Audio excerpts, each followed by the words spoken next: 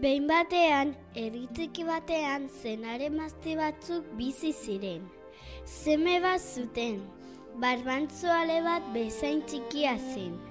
Horregatik barbantzo izena jarri zioten. Barbantzoren aitak basoan egiten zuen lan. Goizean goiz askora hartu eta mendira joaten zen. Han, pagoak eta aritzak ebakitzen pasatzen zuen egun osoa. Iluna barrean etxera bueltatzen zen. Goizero emazteak bazkaria prestatzen zuen. Eta eguerdian mendira eramaten zion senarra. Egun batean, ama gaixorik zegoelako ohean gelditu zen. Etxean ama eta barbantzo bakarrik zeuden. Baina barbantzo oso txikia zelako ezin zuen gauza asko egin. Horregatik, ama oso kezkatuta zegoen. Ai, nire senar gaixoa, gaur bazkaririk gabe geratu beharko du. Egon lasai.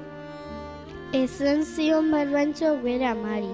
Ni bazkaria prestatuko dut eta eramango diot aitari mendira. Ongi ba, baina kontu zibili behintzat. Entzan zion amak. Beraz, barbantzo oso pozik lanari ekin zion. Ogia eta ardoa saski batean sartu zituen, labanarekin batera. Eltzea bakarrik falta zen, zutondora inguratu zen. Eltzea egosita zegoen ikustera eta halako batean irrits eta zapla eltze barruan erori zen. Batere uste gabe, babarrunen artean igerian aurkitu zuen bere burua. Barbantzo gaixoak, eskerrak igerian bazekien, bestela bertan itoko zen. Hemendik irten behar diot, pentsatu zuen, eta heltzeko hormetatik gora igotzen hasi zen. Askotan irritze egiten zuen, baina azkenean saiatu eta saiatu, heltzetik irten zen behintzat. Jarri zituen gauza guztiak astoaren gainean sartu zen, bera astoaren belarri zulon eta mendira abiatu ziren. Astoak ongi zekien bidea eta barbantzo pozik zioan aitari bazkaria eramatera.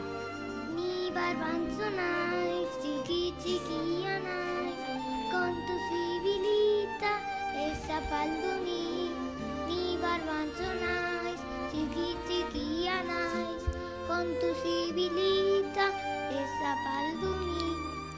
Mendirako bidean, dotrinara zioan mutil talde batekin topo egin zuen. Ikusi alduzue, astoa bakarri doa? Esan zuen haietako batek. Bai zera bakarrik, nagusia ez dut urrutik izango. Jakin nahi alduzue, zatoz nirekin. Makila bat hartu zuen eta zirti zart astoa jotzen hasi zen. Beste mutilak barre zeuden. Ikusten duzue, nagusia inguruan egon balitz. Bere astoa jotzen ari garela. Ikusten, laster etorriko zen eta inor ez da azaldu. Eta zirti zart astoa jotzen jarraitu zuen, baina oraingo honetan astoa ezen geldirik, egon ostiko hasi zen. Barbantzok belarri barrutik mugimendua sentitu zuen eta esan zuen azarre bizian. Arraioa, utzi zure astoari bakean. Mutilak karriturir iez joan ziren korrika, eta barbantzo astoaren belarrian sartuta barrez ari zen. Barbantzo eta astoa aita zegoen tokira iritsi ziren eta aitarekin batera mendian bazkaldu zuten. Herrira itzuli zenean lehenengo mutilekin topo egin zuen Barbantzo. Algara bizian zetozen korrika saltoka. Nora zoazte mutilak? Galdetu zion Barbantzo. Apaizaren etxera. Erantzun zioten. Ze, doktrinara berriz? Ez, doktrinara ez. Apaizak txerria hildik eta urdaila lapurtu behar diogu. Erantzun zioten mutilak. Ni ere zuekin joango naiz. Esan zion Barbantzo. Eta denak elkarrekin apaizaren etxean sartu ziren. Bertan izilizilik urdaila lapurtzen hasi ziren. Barbantzo txerriaren belarrian sartu zen eta han ari zen jan eta jan. Nahiko jan zuen, oihuka hasi zen. Apain jauna, hau urdai gozoa, benetan gozoa. Apain jauna, Dago isilik. Baina alferrik Barbantzo gero eta indar gehiago sari zen oihuka. Apaizaren beldurrez denak ihes egin zuten. Horregatik apaizak etorri zenean ez zuen inor ikusi, baina hemenka begira halako batean Barbantza aurkitu zuen. Txerriaren belarrian. Txerriaren belarria zulotik jautzi egin eta ihes joan zen Barbantzo. Hain zen txikia Barbantzo izan ere belar artean eskutatu zen. Apaiza bila eta bila ibili zen, baina alferrik haserre bizian alde egin zuen han. Behi zebila larrean zelai hartan.